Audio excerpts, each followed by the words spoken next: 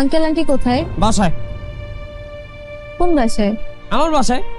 আপনার বাসাটা কোথায়? সেটা তো আপনারা বলা যাবে না। আমি যে আপনার লগে এনে দাঁড়ায় কথা কইতেছি, এটাও আমার উচিত হইতেছে না। জানেন তো কেন? আমি জানি আমার সব দোষ ছিল, আমাকে মাফ করে দিন। শুধু আপনার দোষ কেন হবে? দোষ তো 50-50, আপনার 50 আমার 50। আপনার তো আমি আগেই বলছি, মানুষ কখনো খারাপ হয় না, খারাপ হয় তার গুণাগুণ। আপনি একজন ভালো মানুষ এবং আপনার মধ্যে সব ভালো মানুষের গুণাগুণ। আমাকে একটা বার আঙ্কেল আন্টির সাথে দেখা করতে নিয়ে যান। সম্ভব না।